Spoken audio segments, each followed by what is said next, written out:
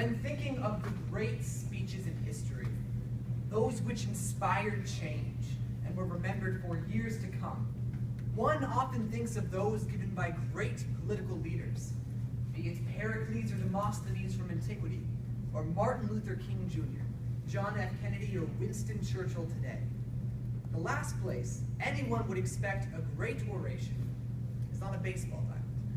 And yet, sure enough, one of the greatest orations of all time, and one that speaks to me to this day, was given not just on any baseball diamond, but on the grounds of Yankee Stadium. Now, back in the 1920s and 30s, the New York Yankees dominated the sport of baseball. I'm no Yankees fan, but I will readily admit they fielded some of the greatest teams of all time. Teams made up of players such as Babe Ruth, Earl Combs, Tony Lazzeri, and of course, Lou Gehrig. Henry Louis Gehrig, commonly known as Lou, was born in Manhattan back in 1903. He was the son of 2 German immigrants, and while he had 3 siblings, they all died at young ages. Early on in life, Lou showed a great proclivity for sports, notably baseball and football, playing both of them at the prestigious Columbia University. Now, it was there that he was first noticed by the New York Yankees. He debuted as a rookie in 1921, but didn't really gather a name for himself until 1924. Over time, he became known as one of the greatest baseball players of all time. He was known for his good eye and discipline at the plate, his quick hands in the field, but most notably, Lou was known for his endurance. The Iron Horse, they called him. No matter how tired, sick, or injured he was, Lou kept on playing. In fact, he played a consecutive 2,196 games, a record not broken until 1995. But despite how great Lou was, throughout his career, he was always overshadowed by another player, namely Babe Ruth, arguably the greatest baseball player of all time. But despite this, Lou demonstrated humility. By 1938 and 1939, a good ways into his career, Lou's skill seemed to go downhill, seemingly due to illness or injury. Soon afterwards, he was diagnosed with ALS, a motor neuron disease which slowly breaks down the nervous system. With the diagnosis of this disease, Lou would not live longer than 3 years and would have to stop playing baseball. So this sets up the context of the speech.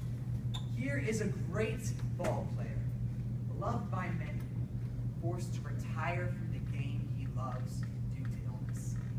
Now on July 4th, 1939, the New York Yankees held a ceremony to honor their teammate and friend. They spoke speeches in his honor. They presented him with trophies and plaques. And it was here that Lou spoke, in his characteristic simple and humble style. He said, "Fans, for the past 2 weeks, you've been reading about a bad break I got. Yet today, I consider myself the luckiest man on the face of this earth. For the past 17 years, I've been in these ballparks and have received nothing but kindness and encouragement from you fans. Look at these grand men. Who of you wouldn't consider it the highlight of his career to associate with them for even one day? Sure, I'm lucky. Who wouldn't consider it an honor to have known Jacob Ruppert, the builder of baseball's greatest empire at Barrow? Spent 6 years with that wonderful little fellow Miller Huggins. The next 6 with that outstanding leader, that smart student of psychology, the best manager in baseball today, Joe McCarthy. Sure, I'm lucky. When the New York Giants, the team you give your right arm to beat and vice versa, sends you a gift. That's something. When everyone down to the groundskeepers and the boys in white coats remember you with plaques, that's something. When you've got a mother-in-law who sides with you and squabbles against her own daughter, that's something. When you've got a mom and dad who work hard their whole lives in order to give you an education to build your body strong, it's a blessing.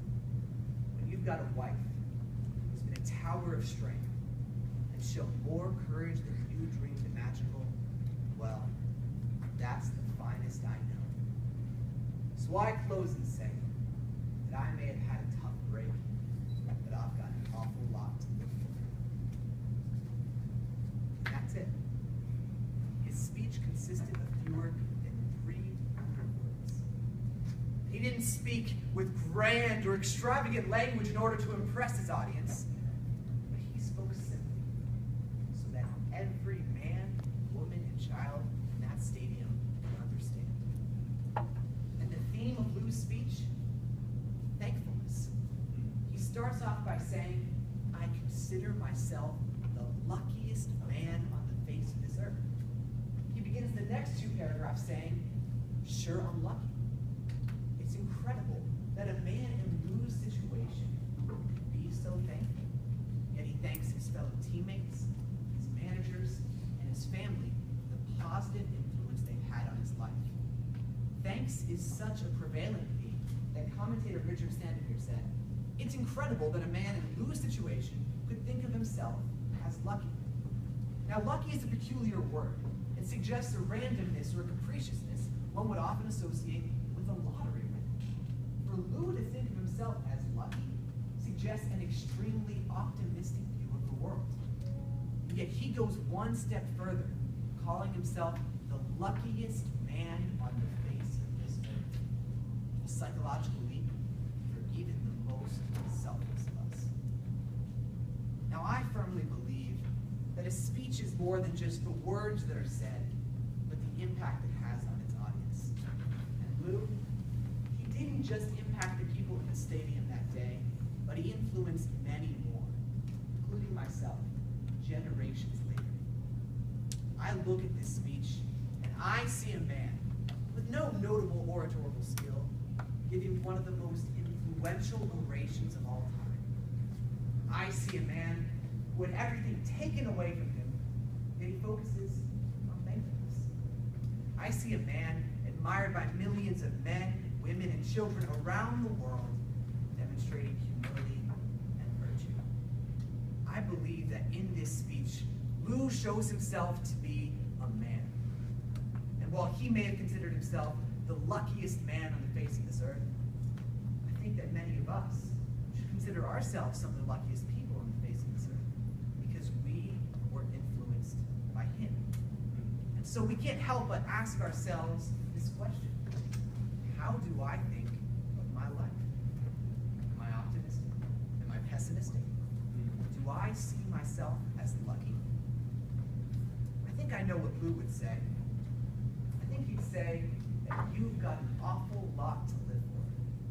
And Lou, well, he's one of